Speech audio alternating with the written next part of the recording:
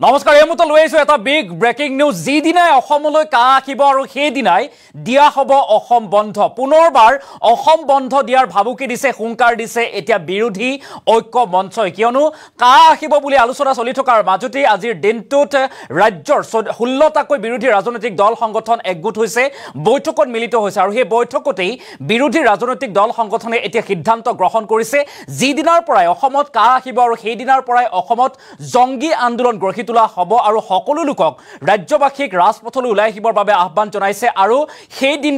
দিনটোৰ পৰাই দিয়া হ'ব অসম বন্ধ এই হুংকাৰ দিছে এতিয়া বিৰোধী ৰাজনৈতিক দল সংগঠনে আমি জনাইছো এটা ডাঙৰ খবৰ যে অসম আৰু অসমীয়াই কেতিয়াও কা মানি নলয় এই কথা উল্লেখ কৰিছে বিৰোধী ৰাজনৈতিক দল সংগঠনে কা আহিলে সমগ্ৰ ৰাজ্যত হ'ব তীব্ৰ আন্দোলন গঢ়ি তোলা হ'ব তীব্ৰ প্ৰতিবাদী কাৰ্যসূচী কা কাৰ্যকৰী হোৱাৰ দিনটোৰ পৰাই গঢ়ি তোলা হ'ব প্ৰতিবাদ আৰু কোনোপধ্যে ৰাজ্যত কা কাৰ্যকৰী হ'বলৈ নিদিয়াৰ হুংকাৰ দিছে বিৰোধী ঐক্য মঞ্চই ৰাজ্যৰ 16টা বিৰোধী দলে কা সন্দৰ্ভত মিলিত হয় এক জৰুৰী বৈঠকত আৰু বৈঠকত উপস্থিত থাকে ভূপেন বৰা লুৰিণজ্যোতি গগৈ অখিল গগৈ আৰু ৰিপুন বৰা অসম আৰু অসমীয়াই কেতিয়াও কা মানি নলয় বুলি হুংকাৰ প্ৰদান কৰিছে এটা ডাঙৰ খবৰ কা আহিলেই সমগ্ৰ ৰাজ্যত হ'ব তীব্ৰ আন্দোলন এই হুংকাৰ দিছে কা কাৰ্যকৰী হোৱাৰ দিনটোৰ পৰাই গঢ়ি তোলা হ'ব গণ সংগ্ৰাম কাৰ বিৰুদ্ধে জৰুৰী বৈঠক বিৰোধী ঐক্য মঞ্চৰ আৰু অসম বন্ধ দিয়া হ'ব বুলি উল্লেখ কৰিছে কোনোপধ্যে ৰাজ্যত কা কাৰ্যকৰী হ'বলৈ নিদিয়াৰ হুংকাৰ দিছে এতিয়া বিৰোধী ঐক্য মঞ্চই পুনৰবাৰ উল্লেখ কৰিছো কাক লৈ আজিৰ দিনটোত বিৰোধী ঐক্য মঞ্চৰ 16টাকৈ ৰাজনৈতিক দল সংগঠনৰ এখন বৈঠক আৰু সেই বৈঠকত মিলিত হৈছে বহুকেইটা ৰাজনৈতিক দল সংগঠন আৰু তাতে সিদ্ধান্ত গ্ৰহণ কৰা হৈছে যে অসম আৰু অসমীয়াই কেতিয়াও কা মানি নলয় আৰু অসমত যিদিনাই কা আহিব সেইদিনাই অসম বন্ধ সৰ্বাত্মক বন্ধ ঘোষণা কৰা হ'ব আৰু এতিয়াই সেই ঘোষণা কৰিছো বুলি উল্লেখ কৰিছে বিৰোধী ঐক্য মঞ্চই আৰু অসমত অসম বন্ধ দিয়া হ'ব আৰু সমান্তৰালকৈ আন তীব্ৰ জংগী প্ৰতিবাদী কাৰ্যসূচী আন্দোলন গঢ়ি তোলাৰ হুংকাৰ প্ৰদান কৰিছে এতিয়া বিৰোধী ঐক্য মঞ্চই আৰু ইয়াৰ মাজতে দেখিবলৈ পোৱা গৈছে অসম আৰক্ষীক এতিয়া ডিজিপি গৰাকীয়ে বিশেষ নিৰ্দেশনা দিছে সকলোৰে ছুটি বাতিল কৰা 10 মাৰ্চ পৰ্যন্ত সকলো আৰক্ষীৰ ছুটি বাতিল কৰা হৈছে সেই সিদ্ধান্ত গ্ৰহণ কৰা হৈছে আন এটা ফুল প্লেট এই মুহূৰ্তত আমি লৈ অহাৰ চেষ্টা কৰিম আমি মন্তব্য শুনাম বিৰোধী ঐক্য মঞ্চ কিন্তু তাৰ পূৰ্বে আন এটা ফুল প্লেট কিছু তথ্য লৈ অহাৰ চেষ্টা কৰিম আমি জনাইছো এটা ডাঙৰ খবৰ অসম আৰু অসমীয়া কেতিয়াও কা মানি নলয় বুলি কৈছে কিন্তু তাৰ মাজতে আন এক তথ্য যে অসমত শীঘ্ৰেই বলবৎ হ'ব কা আৰু এই সন্দৰ্ভত এতিয়া কাক লৈ সাজু হৈছে যেহেতু অসম আৰক্ষীয়ে প্ৰতিবাদকাৰীক ৰুধিবৰ বাবে সাজু হৈছে দল সংগঠনৰ প্ৰতিবাদ ৰুধিবলৈ সাজু হৈছে অসম আৰক্ষী মুখ্য কাৰ্যালয়ৰ পৰা প্ৰতিখন থানালৈ তাৎক্ষণিক নিৰ্দেশনা প্ৰদান কৰা হৈছে 10 মাৰ্চ পৰ্যন্ত সকলো আৰক্ষীৰ ছুটি বাতিল কৰা হৈছে কা বলবৎ নোহোৱালৈকে বাতিল কৰা হৈছে সকলোবোৰৰে ছুটি আৰু কৰ্তব্যত যদি সুৰুঙা পালেই সন্মুখীন হ'ব বিভাগীয় শাস্তিৰ ৰাজ্যৰ আইন শৃংখলাৰ প্ৰতি লক্ষ্য ৰাখি নিৰ্দেশনা ডিজিপি গৰাকীৰ আৰু অসমত যেহেতু শীঘ্ৰেই বলবৎ হ'ব কা কেন্দ্ৰীয় চৰকাৰে ইংগিত বহন কৰিছে আৰু কাক লৈ এতিয়া সাজু হৈছে অসম আৰক্ষী পুনৰবাৰ উল্লেখ কৰিছো দল সংগঠনৰ প্ৰতিবাদ ৰুধিবলৈ সাজু হৈছে অসম আৰক্ষী মুখ্য কাৰ্যালয়ৰ পৰা প্ৰতিখন থানালৈ তাৎক্ষণিক নিৰ্দেশনা প্ৰদান কৰা হৈছে 10 মাৰ্চ পৰ্যন্ত সকলো আৰক্ষীৰ ছুটি বাতিল কৰা হৈছে আৰু কা বলবৎ নোহোৱালৈকে বাতিল কৰা হৈছে সকলো আৰক্ষীৰে ছুটি আৰু কৰ্তব্যত যদি সুৰুঙা পায় তেতিয়াই সন্মুখীন হ'ব বিভাগীয় শাস্তি আৰু ৰাজ্যৰ আইন শৃংখলাৰ প্ৰতি লক্ষ্য ৰাখি এই নিৰ্দেশনা দিছে ডিজিপি গৰাকীয়ে অৰ্থাৎ দল সংগঠনৰ প্ৰতিবাদ ৰোধ কৰিবৰ বাবে সষ্টম হৈছে সাজু হৈ আছে অসম আৰক্ষী কিন্তু তাৰ মাজতে বিৰোধী ৰাজনৈতিক দল সংগঠনৰ পৰা হুংকাৰ দিয়া হৈছে যে অসমত তীব্ৰ প্ৰতিবাদী কাৰ্যসূচী গঢ়ি তোলা হ'ব অসম বন্ধ সৰ্বাত্মক বন্ধ ঘোষণা কৰা হ'ব কা আহিলে সেইটো দিনৰ পৰা জংগী আন্দোলন গঢ়ি তোলাৰ হুংকাৰ প্ৰদান কৰিছে ভাবুকি দিছে আৰু তাৰ মাজতে আৰক্ষী এনেদৰে এতিয়া সাজু হৈ আছে এই মুহূৰ্তত বিৰোধী ঐক্য মঞ্চৰ তৰফৰ পৰা কি সিদ্ধান্ত গ্ৰহণ কৰা হৈছে আমি মন্তব্য আছে আমি সেই মন্তব্য শুনোৱাৰ চেষ্টা কৰিম কা বিৰোধী নাগৰিকত্ব সংশোধনী বিধেয়ক 16-19 দুয়োখনৰ তেওঁলোকে বলবৎ কৰাৰ যি প্ৰচেষ্টা বিজেপি দলে হাতত লৈছিল সেই সময়ৰ পৰাই অসমৰ প্ৰতিটো জাতি জনগোষ্ঠী ভাষা ভাষী ধৰ্মাৱলম্বী লোকে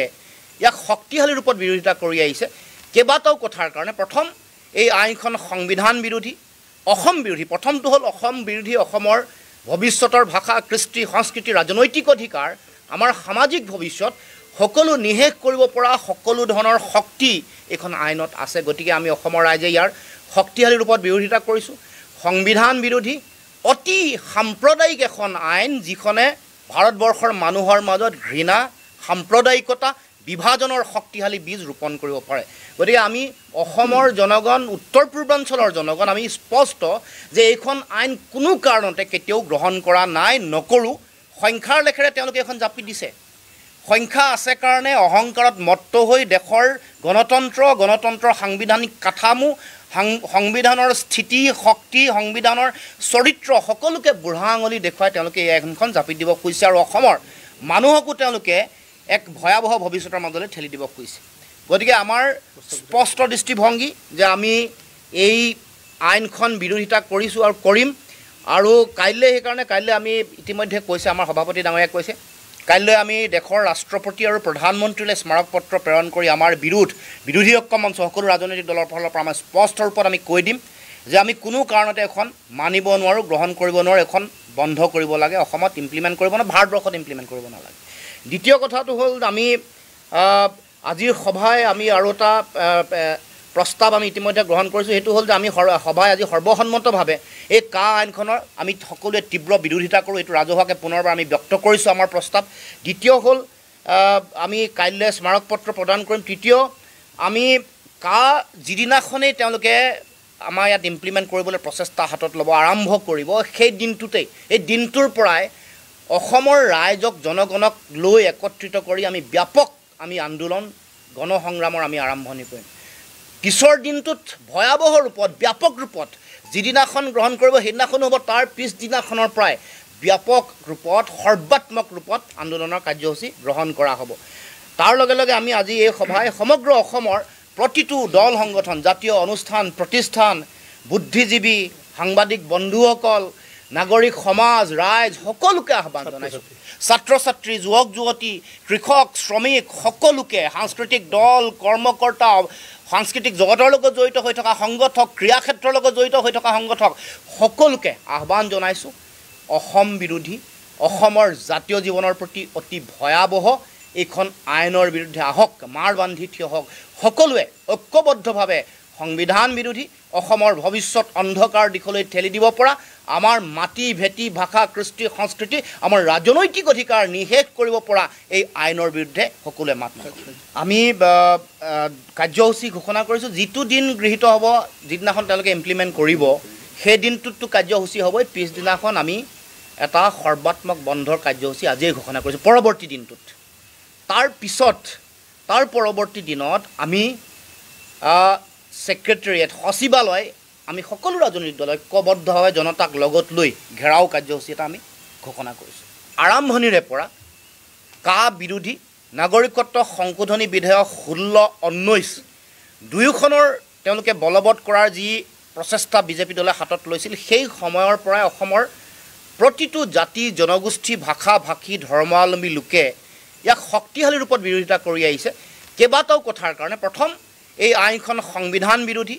অসম বিৰোধী প্ৰথমটো হ'ল অসম বিৰোধী অসমৰ ভৱিষ্যতৰ ভাষা কৃষ্টি সংস্কৃতি ৰাজনৈতিক অধিকাৰ আমাৰ সামাজিক ভৱিষ্যত সকলো নিষেধ কৰিব পৰা সকলো ধৰণৰ শক্তি এইখন আইনত আছে গতিকে আমি অসমৰ ৰাইজে ইয়াৰ শক্তিশালী ৰূপত বিৰোধিতা কৰিছোঁ সংবিধান বিৰোধী অতি সাম্প্ৰদায়িক এখন আইন যিখনে ভাৰতবৰ্ষৰ মানুহৰ মাজত ঘৃণা সাম্প্ৰদায়িকতা বিভাজনৰ শক্তিশালী বীজ ৰোপণ কৰিব পাৰে গতিকে আমি অসমৰ জনগণ উত্তৰ পূৰ্বাঞ্চলৰ জনগণ আমি স্পষ্ট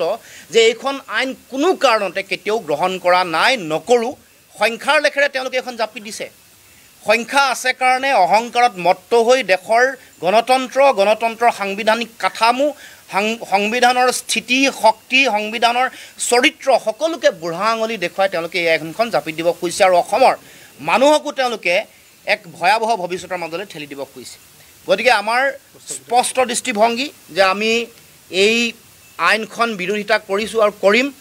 আৰু কাইলৈ সেইকাৰণে কাইলৈ আমি ইতিমধ্যে কৈছে আমাৰ সভাপতি ডাঙৰীয়াই কৈছে কাইলৈ আমি দেশৰ ৰাষ্ট্ৰপতি আৰু প্ৰধানমন্ত্ৰীলৈ স্মাৰক পত্ৰ প্ৰেৰণ কৰি আমাৰ বিৰোধী ঐক্য মঞ্চ সকলো ৰাজনৈতিক দলৰ ফালৰ পৰা আমাৰ স্পষ্ট ৰূপত আমি কৈ দিম যে আমি কোনো কাৰণতে এখন মানিব নোৱাৰোঁ গ্ৰহণ কৰিব নোৱাৰোঁ এখন বন্ধ কৰিব লাগে অসমত ইমপ্লিমেণ্ট কৰিব নোৱাৰে ভাৰতবৰ্ষত ইমপ্লিমেণ্ট কৰিব নালাগে দ্বিতীয় কথাটো হ'ল আমি আজিৰ সভাই আমি আৰু এটা প্ৰস্তাৱ আমি ইতিমধ্যে গ্ৰহণ কৰিছোঁ সেইটো হ'ল যে আমি সভাই আজি সৰ্বসন্মতভাৱে এই আইনখনৰ আমি সকলোৱে তীব্ৰ বিৰোধিতা কৰোঁ এইটো ৰাজহুৱাকৈ পুনৰবাৰ আমি ব্যক্ত কৰিছোঁ আমাৰ প্ৰস্তাৱ দ্বিতীয় হ'ল আমি কাইলৈ স্মাৰক পত্ৰ প্ৰদান কৰিম তৃতীয় আমি কা যিদিনাখনেই তেওঁলোকে আমাৰ ইয়াত ইমপ্লিমেণ্ট কৰিবলৈ প্ৰচেষ্টা হাতত ল'ব আৰম্ভ কৰিব সেই দিনটোতেই এই দিনটোৰ পৰাই অসমৰ ৰাইজক জনগণক লৈ একত্ৰিত কৰি আমি ব্যাপক আমি আন্দোলন গণসংগ্ৰামৰ আমি আৰম্ভণি কৰিম। পিছৰ দিনটোত